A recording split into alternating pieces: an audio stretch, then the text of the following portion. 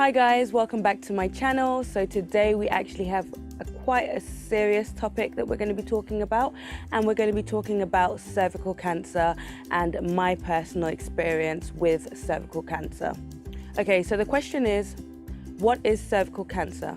Cervical cancer is cancer of the cervix, and this is due to abnormal cells that grow in the actual cervix area. People that have cervical cancer don't tend to know because there are no symptoms. The only time you do get symptoms is after a very long period of time, and then this could be abnormal bleeding. It can also be pain in the pelvic area, and it can also be discomfort during sexual activities. The cause of cervical cancer is the HPV virus. And the HPV virus is a virus that any woman that is sexually active is at risk of having. So every single woman that has had sex or is sexually active has at some point actually had HPV. However, if it's a mild version, it can sometimes over a year or two disappear by itself. However, there are times and moments when it actually doesn't, and then the abnormal cells start to grow in your cervix area, which then eventually can then develop into cervical cancer, which is why, again, going for regular screening and pap smears is very, very crucial and important, of course, because there are no symptoms, so you will be unaware of this disease. So to prevent cervical cancer is to have pre-testing, to test for pre-cancer cells before they actually turn into invasive and actual cancer cells. So that's the importance of having the pap smear. So you can test yourself through a pap smear and also through the HPV test. So getting a test done for that virus. This can be done in numerous places, like your local GP if you're in the UK, and also in a place called Micure. They have one in Lekki, and I also know that they have one in Ibadan. I will leave links and descriptions in the comment section, so do check that out if you want to know where you can actually get this done. So just moving on into like my personal experience with this scenario and why it's actually so dear to my heart. Early this year, I actually went for a random pap smear test. And when I say random, it was random because I went to the GP to go and to get a checkup on, just to basically check to see if everything was okay with me, because obviously, as you know, I'm married and I'm trying to get pregnant. So I then decided to go for when I was at the GP, they then said to me, well, have you done a pap smear? And I'm like, no. And they're like, well, you're supposed to have had one. You're supposed to have at least had two by now. You know, since you were 25, you were supposed to have, gone for these tests.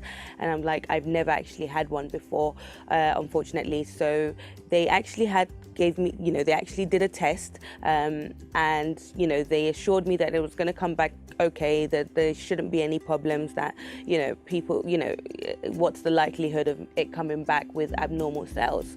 So about a week later, I went back for my results, and lo and behold, I actually had the abnormal cells that then lead to cancer. And there's actually 3 stages. They call it CIN 1, 2, and 3, as in CIN with a C, C-I-N. And I was already at stage 2. So stage 1, if you've got stage 1, it tends to leave and go by itself. So it's, the HPV virus tends to be in your system, but it's quite mild, and within a year or two, it tends to clear up all by itself.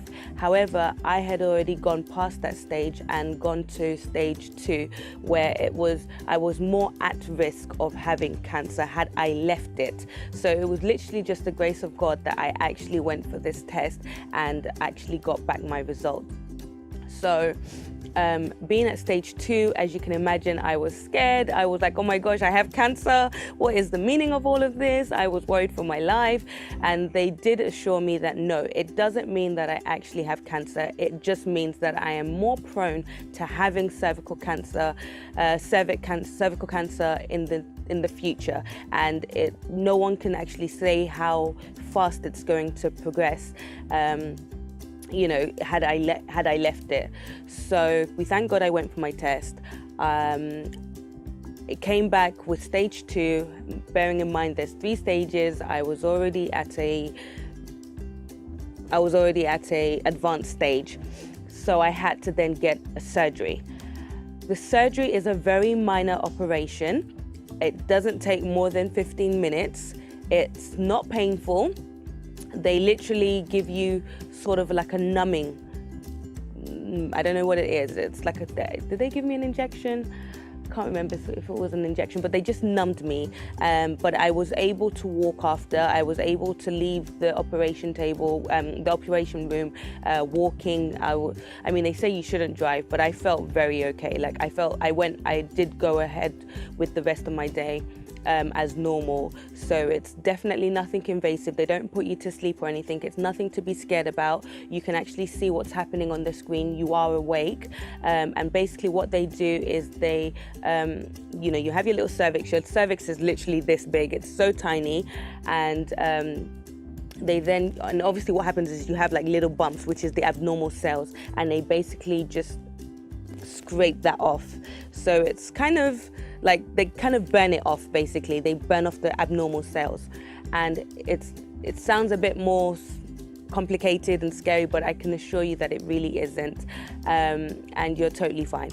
And then they advised me to come back 6 months later to actually get another test, just to see if the cells have completely gone or to see if they've come back. And when I went back, everything is fine, so we thank God.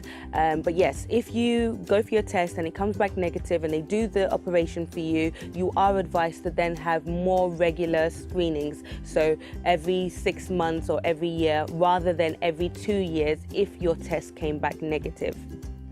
So yeah, that's pretty much my story. It's nothing to be scared about. It's just one of those things where if you leave it and never get a test and you end up with cervical cancer, you are basically dying of a cancer that can be 100% preventable. It is 100% preventable by regular screening that doesn't cost anything, doesn't cost too much of your time, and it's literally just a lack of knowledge and lack of laziness that people don't go for these tests and then end up in later life with cervical cancer. And usually by the time, because there's no symptoms, by the time you actually know that you have this disease or whatever, it's usually at the stage where it can kill you. If you are in the UK, you guys would have heard of the Jade Goody story and how she ended up. And on Saturday, the 16th of September, there will be an event in Okoya, and the links and all the description and everything that you need to know will be in the description bar below. There will be an event where free screening will take place for anybody that comes along. I'm going to be there. It's going to be a really nice and fun event. There's going to be a few people just giving us a few exercise tips, and we're going to just all exercise and hang out and have a lot of fun and just, you know, just raise awareness for women like yourselves, like me, to go for regular screening tests. And gentlemen, if you are actually watching this video, don't be shy to tell your girlfriends, your wife, your sisters, your mothers to come along and get a free test as well. And you guys come along and support your partners. That would be lovely and fantastic. So yeah, I look forward to seeing you on that day. Please, if you have come because of me and you see me on that day, do come up to me. I would love to meet you guys and just talk further about my, you know, personal experience and just let you know that it really isn't that scary. So yeah, thank you so much for watching. I will see you guys in my next video. Bye bye.